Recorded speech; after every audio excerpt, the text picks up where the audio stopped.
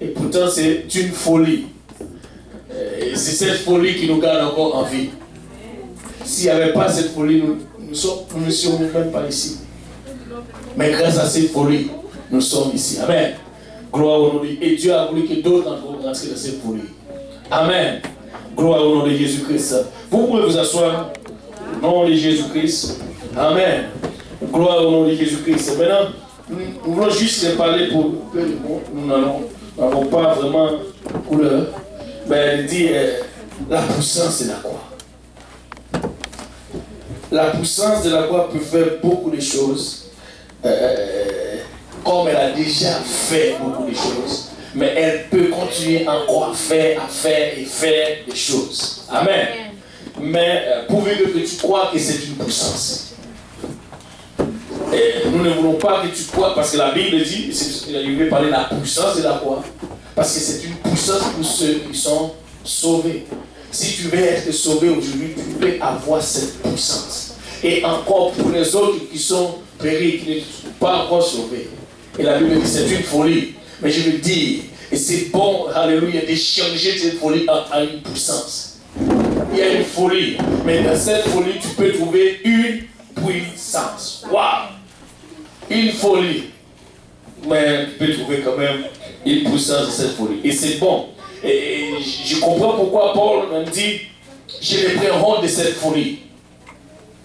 Vous connaissez ce verset? Ou au même premier verset, 16. Je me prends de cette folie. Pourquoi c'est une folie? Oui, parce que ça n'est pas de cette folie, c'est ma version. Elle dit, je les prends de l'évangile. Car c'est une puissance. Amen. Pour quiconque croit. Quiconque croit. C'est-à-dire, peu importe qui tu es, tu peux croire. Et cet évangile peut devenir encore une puissance pour toi. Si tu crois seulement, c'est une puissance. Waouh! Et c'est très bon.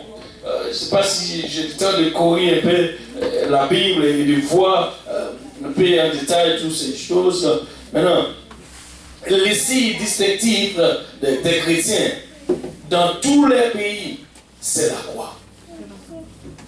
Qui peut distinguer? Une chose qui peut distinguer tous les chrétiens, c'est quoi? La croix. Ça veut dire la croix nous rend différents que toute autre personne. Si tu as la croix, tu vas être quand même différent. Des fois, ça paraît où la puissance de la croix, et c'est très significatif. Et la Bible dit simplicité. Ça veut dire dans notre marche avec Dieu, il y a toute une simplicité. Il n'y a pas de choses compliquées.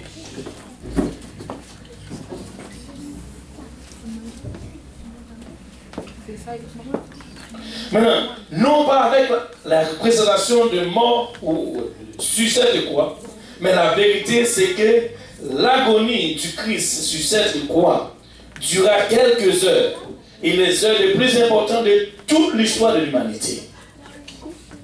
Lorsque Jésus-Christ était sur la croix, ça prend seulement quelques heures, mais c'était juste à changer l'histoire de l'humanité tout entière. Vous et moi, aujourd'hui, nous pouvons être ici à ces lieux grâce à cette croix. S'il n'y avait pas la croix, nous ne serions plus ici à ces lieux. Maintenant, qu'est-ce que je dois faire à cela? Je dois comprendre cette croix et comprendre, même si on me critique par-dessus. On va dire, oh, c'est une folie. Peut-être qu'on va dire, bon, la façon que vous dansez, c'est extravagant. Savez-vous quoi? Pour la dernière fois, j'ai consulté ma parole. David, il a fait le fou. Il était quelqu'un extravagant. Comme il était devant ses ennemis. Et savez-vous quoi? Il arrive à un moment où il a dit dans le psaume 18, je ne sais pas si vous connaissez ce verset, il a dit, quand je veux délivrer par mes ennemis, verset 6, je ne m'abuse pas, je n'ai pas tout dans ma tête. Il a dit, si je vais être délivré de mes ennemis, qu'est-ce qu'il doit dire? Louer l'Éternel.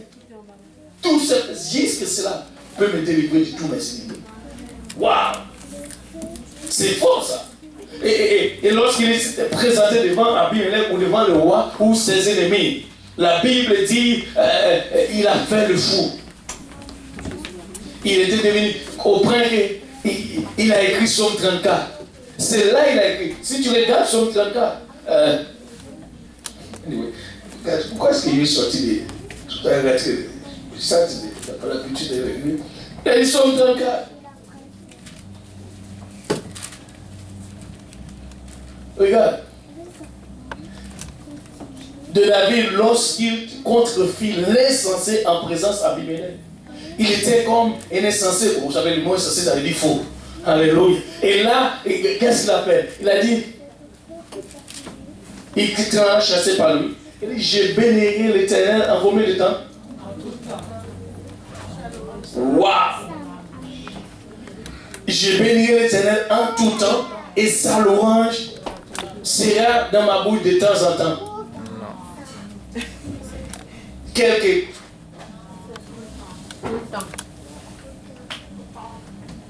Ou quand ça monte. Quelle est la nourriture sur la table ou il y a la nourriture dans le frigo? Ou quand ma poche est remplie. Oh, c'est pour que quand le Seigneur te met ta messie quelque part, tu ne sais pas pourquoi. Tu veux juste aller sous le courant. Amen. C'est parce qu'il a dit, sa loi sera toujours devant. Toujours. Et le mot toujours, ça reste encore toujours. Quand je suis en santé, ça louange. Non? Que je sois en santé ou malade, sa louange sera toujours. J'ai quelque chose où je n'ai pas, sa louange sera toujours. Et c'est comme ça, je comprends maintenant, si nous avons cette habitude ou cette attitude, c'est comme si on peut nous traiter que nous sommes fous dans le Seigneur, mais restez fous réellement. Alléluia. Mais qu'est-ce que ça veut dire? C'est-à-dire, je vais oublier tout autour de moi, mais je vais me concentrer sur le Seigneur. Savez-vous, écoutez, même dans le monde, il y a quelque chose qui fait. Savez-vous, le plus souvent, il y a des gens qui disent que pour cotiser une jeune fille, il va dire, je suis fou de toi.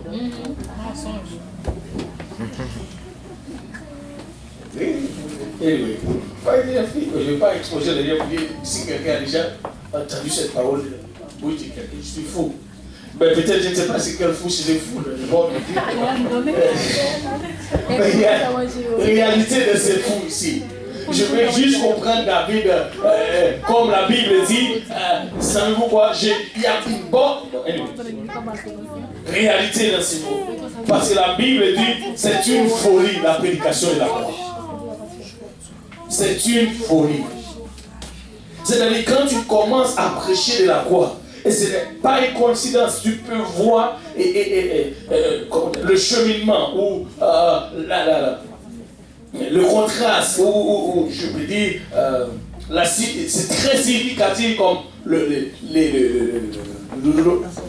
la Bible nous compare de l'évangile, il y a 3 étapes dedans.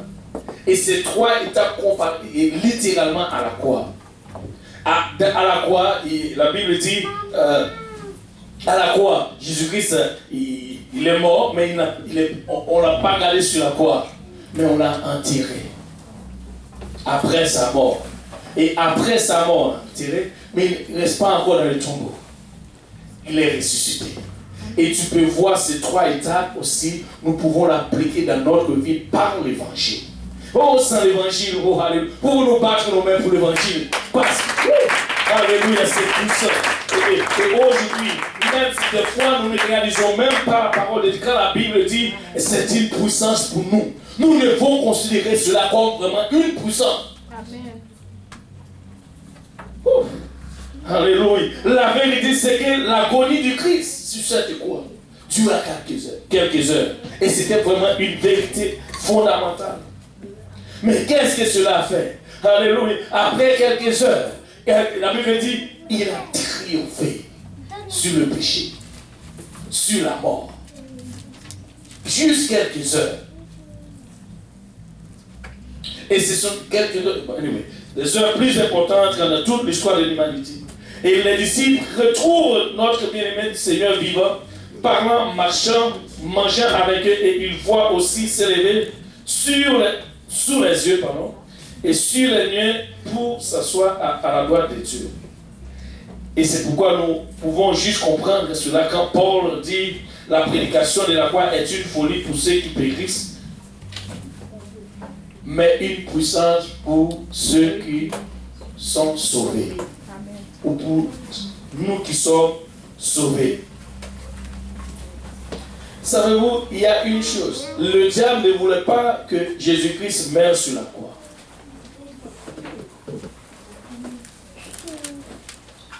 Parce que dès le début, on l'a fait. D'ailleurs, de tous ces cours, il devrait même, quand tu donnes des cours avec quelque chose, il y a des marques pour lancer cela, tirer cela et ça sort avec les chairs de ta peau. Commence à verser du sang. Ce n'était pas du tout normal. Ce n'était pas correct. Même les religieuses ne voulaient pas que Jésus-Christ aille à la croix. Parce que quand Jésus-Christ est en chemin, et avec tous ces miracles qu'il a fait, pas le temps, Seigneur, aide-nous. Les religieuses aujourd'hui, et c'est pourquoi nous ne sommes pas les religieux. Nous avons l'évangile. Nous voulons juste prêcher l'évangile. Mais nous ne sommes pas comme les religieux qui, des fois, hypocrites ou quelque chose. Mais nous ne voulons pas pareil. Maintenant, qu'est-ce qu'ils faisaient? D'abord, à Nazareth, les religieux de sa ville, même, c'est pourquoi des fois tu peux pas avoir de problème au sein de ta famille par rapport à l'évangile. Au sein de ta famille. Mais je vais vous dire, alléluia, si tu peux juste endurer cela, regarder seulement vers la croix, Dieu va changer toute histoire. Ou bien il va juste passer une histoire dans ta famille par rapport à cet évangile. Parce que cet évangile, c'est une puissance qui peut retenir devant la puissance de Dieu. Si tu as cette puissance, alléluia, tu peux résister ou résister contre toi. Dieu va agir, il va faire quelque chose et changer ton entourage. Même, je vous dis, quand le diable a dit cela, avez-vous Jésus, dans Luc chapitre 4, verset 29, Jésus-Christ savait qu'il allait passer par martyr. Il savait toutes ces choses. Aussi quand il était parti et se retrouvait dans la barque où il y avait une tempête. Qu'est-ce qui s'est passé? Les disciples crient, Seigneur, sauve-nous.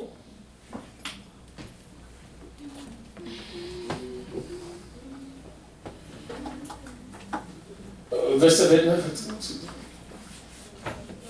Ils étaient là, levés et ils les chassèrent de la ville et les menaient jusqu'au sommet de la montagne sur laquelle leur ville était bâtie, afin que de les précipiter en bas. C'est-à-dire c'est Jésus. Mais Jésus passant au milieu de s'en allant. Savez-vous, quand le diable encore, il a appelé Jésus-Christ dans Matthieu chapitre 4, il a dit, si tu veux venir, agenouiller devant moi, je t'ai donné toutes choses. Il a changé vraiment l'histoire de l'humanité par rapport à ses biens sur cette terre. Ou par rapport à la richesse, je veux dire, à la richesse sur cette terre. Mais Jésus-Christ n'a pas vu cela. Jésus-Christ a montré au diable, il était le Dieu vivant. Il a déclaré, tu ne peux pas tenter le Seigneur ton Dieu. Même Pierre a régné Jésus-Christ à plusieurs reprises. Pierre aussi n'était pas d'accord que Jésus-Christ allait à la croix. Quand Jésus-Christ parlait de la mort, Pierre dit, non, pas toi Seigneur. Savez-vous ce que Jésus-Christ dit à Pierre? Retire-toi de moi, Satan. Pierre n'a pas voulu que Jésus-Christ aussi allait à la croix. Waouh, ça c'est fort ça. Parce que Jésus-Christ dit, je vais mourir. Pierre dit, non, pas toi. Toi, tu ne vas pas mourir. Alléluia. Savez-vous, et si la croix n'était pas, nous ne serons pas. N'est-ce pas la croix? Personne ne serait ici en ces lieux. Et c'est pourquoi, dans la croix, nous trouvons la grâce. Dans la croix, nous trouvons aussi le pardon de nos péchés. Juste par la croix. Et dans la croix, non seulement nous retrouvons le pardon, mais nous obtenons aussi le salut. Par la croix. Et c'est pourquoi aujourd'hui, nous pouvons continuer à garder la croix. Nous pouvons lui comprendre comment la croix. La Bible, avant la croix, dans Juge, verset 4, certains hommes dont la condamnation est écrite depuis longtemps, mais nous étions dans ce monde, mais la croix, quelque chose de religieux est passé dans le ciel. Qu'est-ce que religieux? Quelque chose de glorieux, pardon, est passé dans le ciel. Il a effacé l'acte de l'ordonnance. Regardez ce que la croix a fait dans Colossiens chapitre 2, verset 14. La croix a fait quelque chose d'extraordinaire par là. Oh, j'aime la croix. Est-ce qu'il y a quelqu'un qui aime la croix ici en Seigneur? Oh, j'aime la croix. Alléluia. Et grâce à la croix, et c'est pourquoi on vient de chanter. À la croix, à la croix.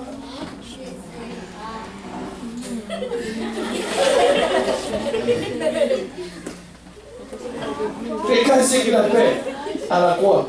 Regardez. La Bible dit il a effacé l'acte dont les ordonnances nous condamnaient.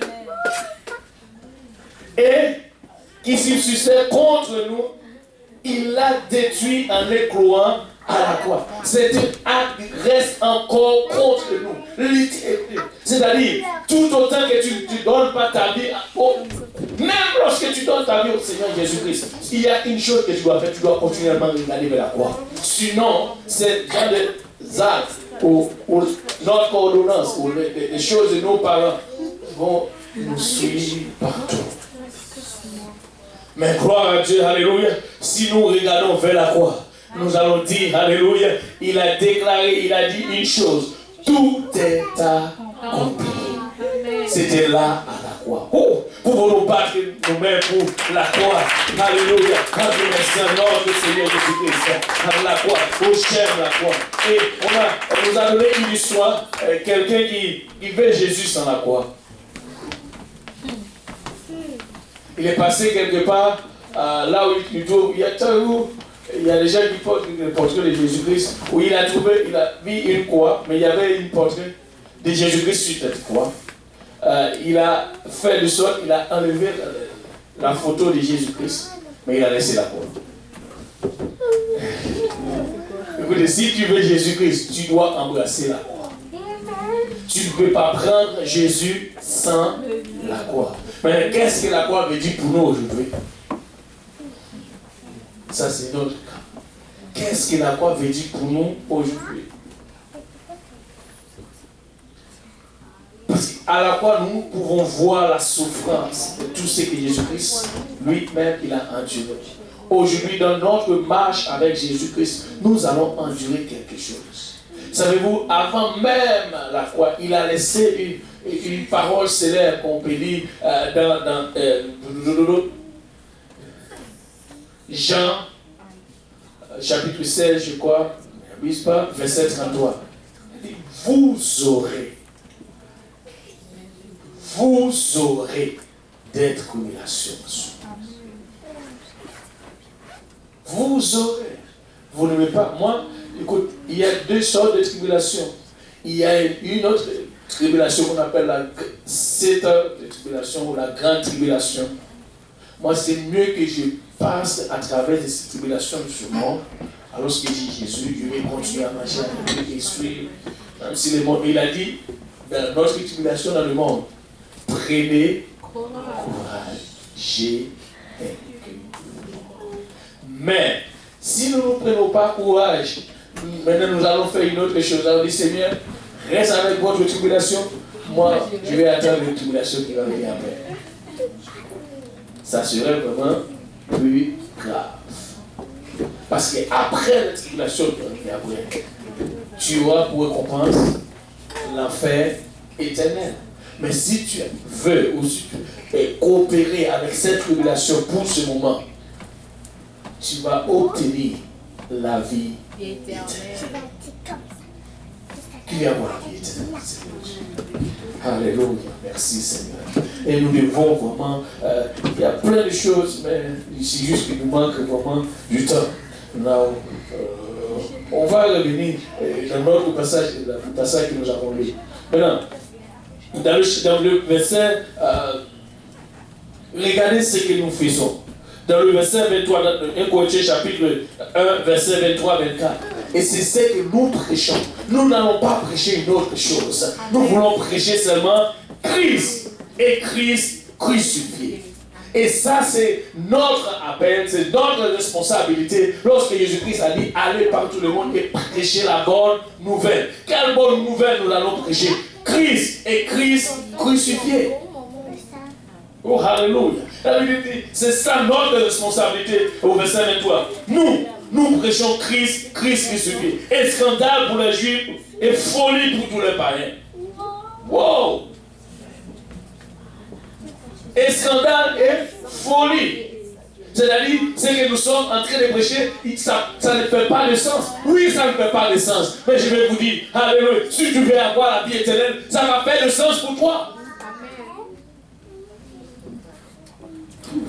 Alléluia. Mais puissance de Dieu et sagesse de Dieu pour ceux qui sont appelés. Est-ce qu'il y a des appelés ici à Seigneur? Amen. C'est une puissance pour vous. Alléluia. Et c'est pourquoi nous devons prêcher cet évangile. Nous devons prêcher. Et dans 1 Corinthiens chapitre 2, verset 2, moi je n'ai aucune autre idée. Ni notre intention. Car je n'ai pas eu la pensée de savoir parmi vous autre chose que Jésus-Christ et... Je n'ai pas une autre pensée. Si vous avez une... Oh! Mais moi-même, une seule pensée. Jésus-Christ. Et Jésus-Christ crucifié. Savez-vous, ça veut dire, mais peut-être que c'est une folie. Peut-être que tu ne trouves pas sagesse dedans. Mais je vous dis, la Bible dit, c'est sagesse pour nous. Amen. Parce que ce que le monde considère comme sagesse, pour Dieu c'est folie. Pour Dieu c'est la folie. Peut-être ce que le monde appelle maintenant philosophie, pour Dieu c'est la folie. Et pour nous ce qu'on appelle philosophie c'est Christ. Christ crucifié. Ça n'a fait pas de sens. Paul, c'était un grand philosophe. Et lui, il était en même temps persécuteur des fous. Alors je vais dire des fous. Savez-vous, lorsqu'il était en route pour persécuter ces fous, ou c'est ce qu'ils appellent les religions de folie, Jésus-Christ s'est prêté vers Paul. Il a dit, wow, tu n'es pas en train de persécuter les fous. Mais c'est moi-même qui suis en train de persécuter. Waouh! Savez-vous, là où je pense que la sagesse, Christ ne va pas venir combattre pour moi. C'est là où je vais faire ma folie et prêcher cette prédication. C'est là que Christ va venir et lutter pour moi. Waouh! Ça, c'est la grande différence. Une grande différence. Et Paul aussi arrivé au Père dans le chapitre.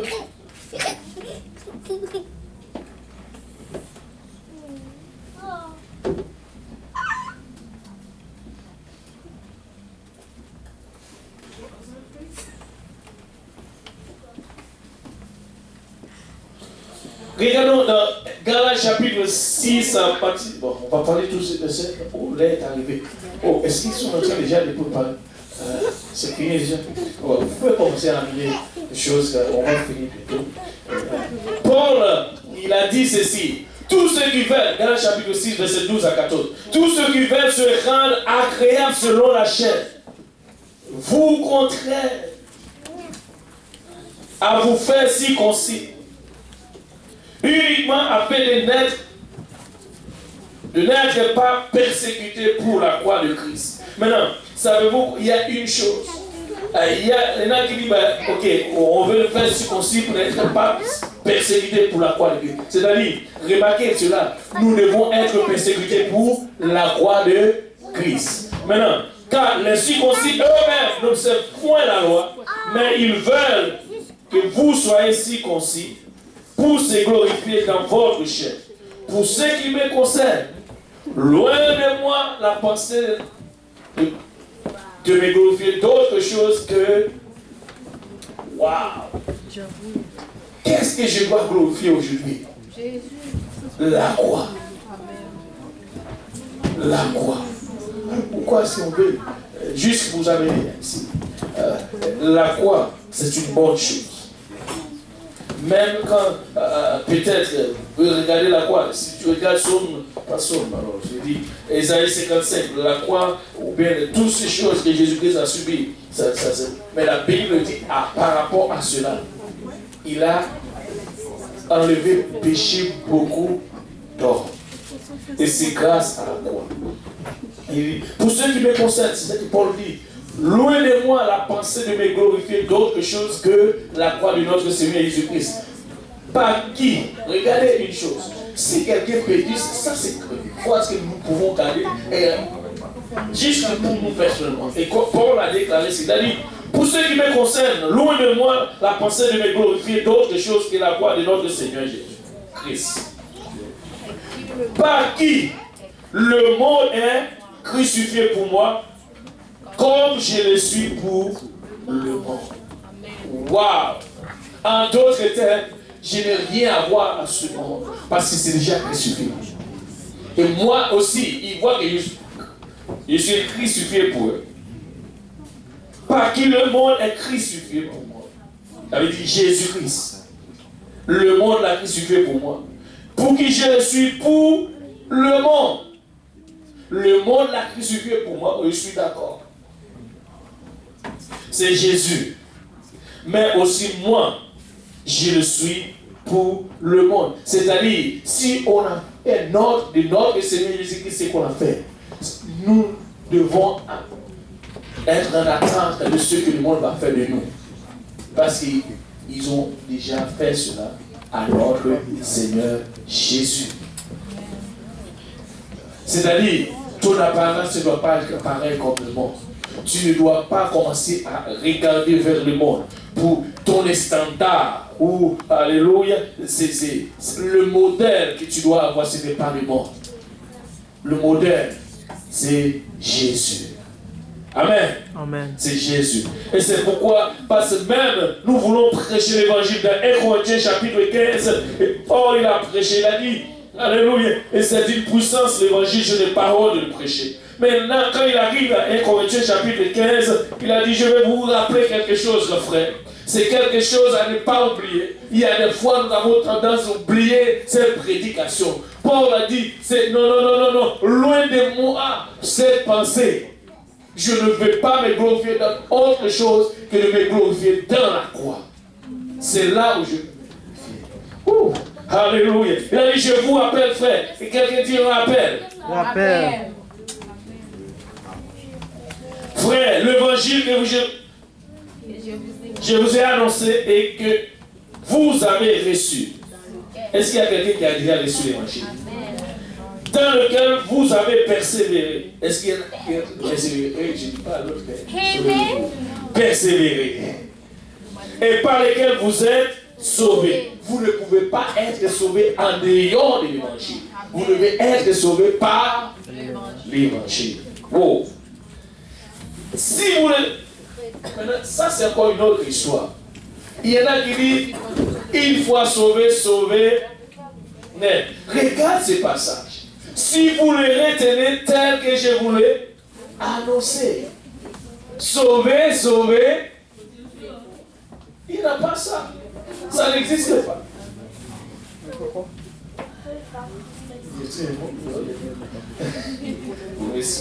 Sauvé, sauvé pour toujours. Alléluia. Une fois sauvé, c'est sauvé. C'est fini. Non. Ce n'est pas comme ça. Tu dois retenir d'abord ce qu'on a montré, ou parler, le chemin,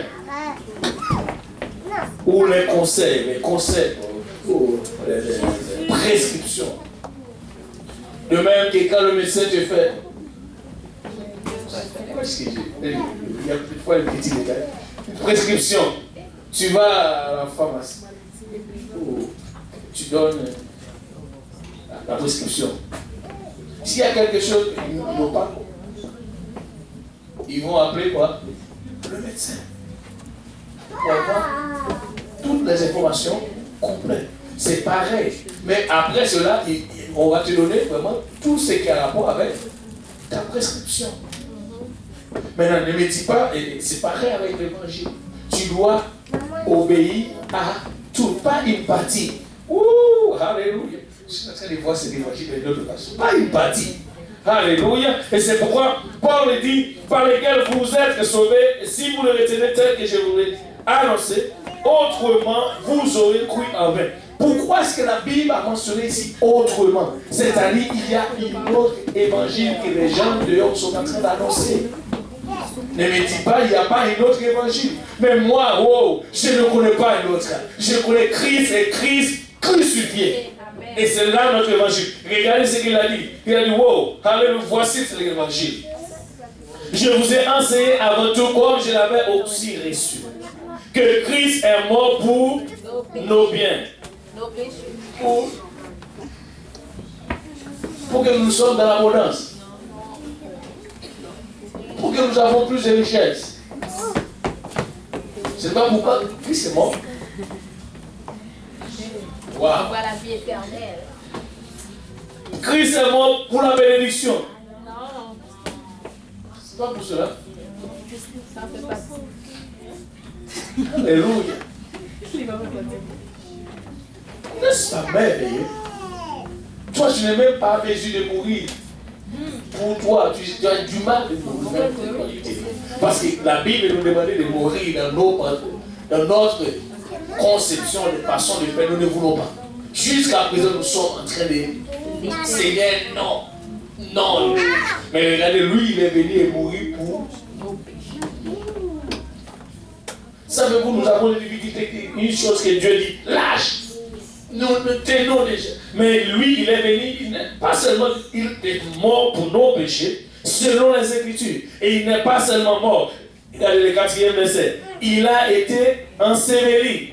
S'il y a une mort, comme je vais aller voir tantôt, il y avait une mort. On doit faire quelque chose. Il y a un mort, pardon. Et on doit faire quelque chose avec. On doit l'enterrer. On ne va pas garder cette mort. Là-bas, peut-être ça fait déjà 2 semaines. Côté frise ou quelque chose, c'est juste. Mais on va quand même faire quelque chose. Mais la seule chose, si là arrive à je vais être content, c'est ressusciter. Mais, alléluia. Je vais être content. Gloire à Dieu, il y a des possibilités. Amen. Alléluia. Je crois. Alors, il a été enseveli et il est ressuscité le 3e jour selon les Écritures. Et c'est ces 3 étapes qui fonctionnent sur le brin de l'évangile, et cet évangile que nous sommes en train d'annoncer, ou la folie de la croix. C'est comme ça, ça tombe. Il n'y a pas une autre chose. Mais comment je peux appliquer cela dans ma vie? Écoute, quand je viens, je me répands du même péché. J'avais dit, c'est là que se trouve maintenant la mort. Je mets à ma volonté.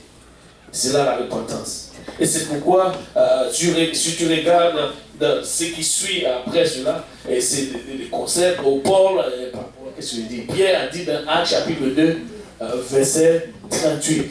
C'est le verset qui dit, repentez-vous. La repentance veut dire la mort. Et il a dit, et que chacun de vous soit baptisé. Et le baptême veut dire enseveli. Et après, il a dit, vous allez recevoir le don du Saint-Esprit. Et c'est ces 3 étapes, et c'est pareil, il n'y a pas de différence. Tu peux voir et regarder ces 3 étapes dans l'évangile que Paul a dit, c'était un rappel. C'est-à-dire, cet évangile devrait prêcher continuellement. Il n'y a pas un jour où que cet évangile va rester de côté. Non, nous devons prêcher cet évangile matin, jour et soir. Écoutez, il n'y a pas, et puis n'importe où. Il n'y a pas un endroit spécifique. Peut-être que des fois, il y a des endroits où... c'est là. Des fois, le travail, je dis, mais en tout cas, si on m'a dit cela, c'est comme... Ça va être... Mais la chose qui est arrivée à Jérémie va m'être arrivée. Parce que je ne peux pas garder cette parole. Non. Ça va dévorer mes os. Alléluia. Ça va être chaud dans mes os, je dois vraiment proclamer ces paroles. Aujourd'hui, tu peux appliquer, alléluia, cet évangile dans ta vie par ces 3 étapes. Si tu n'es pas encore repenti, tu peux te repentir aujourd'hui. Tu n'es pas encore, alléluia, baptisé, tu peux l'être aujourd'hui. Encore recevoir le Saint-Esprit, tu peux recevoir le Saint-Esprit aujourd'hui. Et c'est pourquoi, alléluia, nous allons faire quelque chose. Oh mon Dieu, c'est déjà midi. Ouf, on va faire courir, c'est proche. Maintenant, alléluia, si nous pouvons se lever tous ensemble. Maintenant, ici, je vais te dire une chose encore, et te rappeler, la Sainte-Seine, ce n'est pas le salut. Il y a des endroits où ils considèrent la Sainte-Seine plus que le salut. Nous n'avons pas cette habitude, nous n'avons pas... on peut venir, maintenant, c'est qu'est-ce que nous devons faire? C'est juste que nous sommes en train maintenant de faire quelque chose en mémoire de Jésus-Christ, ou bien nous sommes en train de rappeler ce que le Seigneur a fait, ce qu'il a subi pour nous. Et c'est ça la Sainte Seine. Et la Sainte Seine, ce n'est pas... c'est pourquoi on l'appelle Sainte. Nous ne voulons pas le faire chaque jour ou chaque dimanche comme les autres qui le font, ou chaque premier dimanche. Parce qu'ils considèrent cela comme une tradition. Et cette tradition, vraiment, il y a beaucoup de choses qu'ils n'ont pas appliquées. Même en faisant cela, ils ont oublié d'abord la raison pourquoi. Cela était accompli pour l'évangile. Ce n'est pas cela l'évangile pour... Non. C'est l'évangile par l'évangile. Nous avons maintenant l'opportunité de faire cela par rapport à l'évangile. Et c'est pourquoi aujourd'hui, si tu es déjà repenti, tu as déjà repenti et tu peux baptiser au nom de Jésus-Christ, ou tu le prends de marcher fidèlement au Seigneur, tu peux participer. C'est juste quelque chose que nous faisons, comme on dit, le fête mémorial. Et qui se souvient des fêtes mémoriales? Par exemple, le fête du Canada, on le fait chaque année. Mais ça, c'est aussi quelque chose de mémorial. C'est pour rappeler vraiment ce que notre Seigneur Jésus-Christ a subi pour nous à la croix. Et c'est pourquoi nous sommes ici. Et c'est vraiment une bonne chose, mais ce n'est pas plus que le salut. Le salut d'abord commence par 3 étapes. La repentance, le baptême d'eau au nom de Jésus-Christ et le baptême du Saint-Esprit. Mais la Sainte-Seine, ce n'est pas le salut. La Sainte-Seine, ce n'est pas le salut. C'est peut-être que si il y a une question dessus, viens me voir après. On va arriver et voir. Ce n'est pas là le salut. Ce n'est pas là le salut. C'est pourquoi on va voir le passage dit à chaque fois. Mais il a dit l'évangile doit prêcher tout le temps. Mais ça ici c'est à chaque fois. Ça veut dire à chaque fois. Il dit quelque chose. Ce n'est pas quelque chose que. C'est à chaque fois. Si c'était dit toujours. Non, à chaque fois. En tout cas, pourquoi les gens disent que pour parler français bien, vous savez que à chaque fois. On dit à chaque fois. Nous faisons cela. Nous sommes en train vraiment de rappeler la mort de notre Seigneur Jésus-Christ. Et c'est pourquoi aujourd'hui,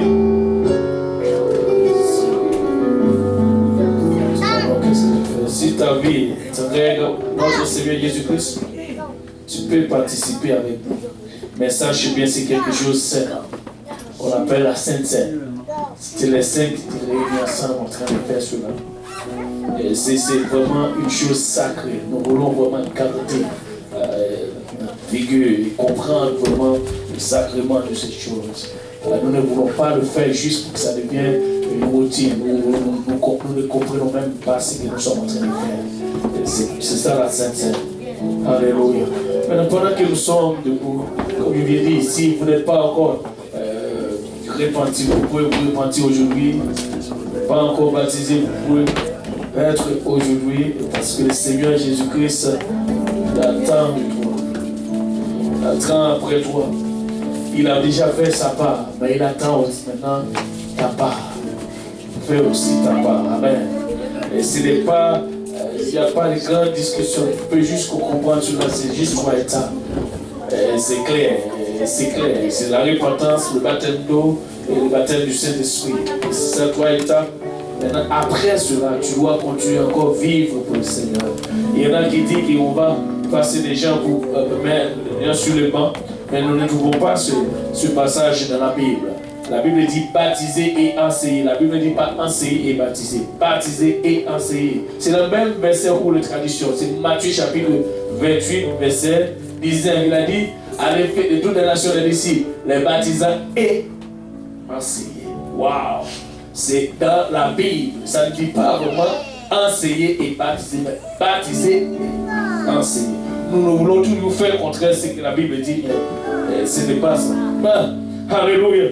Pour nous prier le Seigneur tous ensemble avant d'approcher cette table. Élevons nos voix tous ensemble et prions le Seigneur. Seigneur, nous te remercions, Papa, pour ton amour.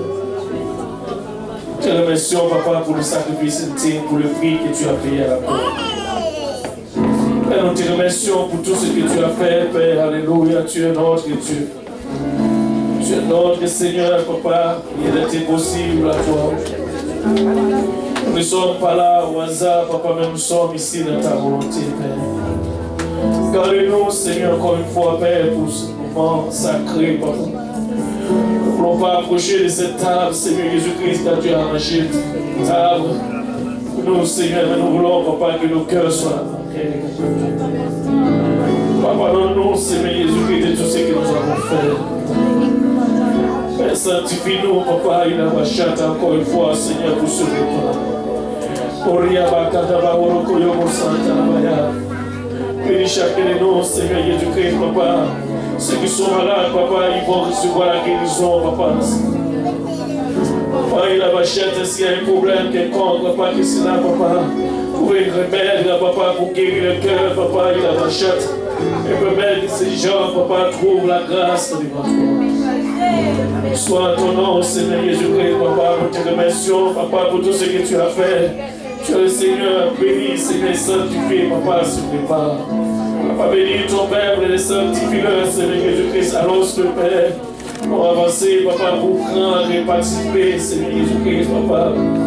Chose qui est si sacrée, Papa. Merci, Seigneur, pour la grâce. Merci pour la croix, Seigneur. Pardonne-nous. Non, Papa, de ce que tu as fait, le prix que tu as payé. Papa, nous sommes très reconnaissants envers cela, Jésus-Christ. C'est pour là, Papa, il a ma chatte. Et nous sommes en train de faire, Papa, cela pour commémorer, Seigneur Jésus-Christ, ta mort. La vie que tu nous as donnée, Papa, à la croix, Seigneur. Merci, Papa, encore une fois. Sanctifie tout le jour pour choisir la vacaille à ma soeur. Père, que chacun de nous, Seigneur, un cœur désire. Un cœur, je désire être saint, Papa, je le désire. Purifie nos cœurs, Seigneur. Rends-nous aussi purs que toi, Seigneur, que l'or et la diamant. Purifie nos cœurs, Seigneur Jésus-Christ. Et permets, Seigneur Jésus-Christ, Papa, que nos cœurs tachés à la croix. Alléluia, bénis encore et sanctifie ton Père, Papa. Dans le nom de Jésus, que tout le monde dise au nom de Jésus. Au nom de Jésus. Maintenant, je vous dis, la table est servie.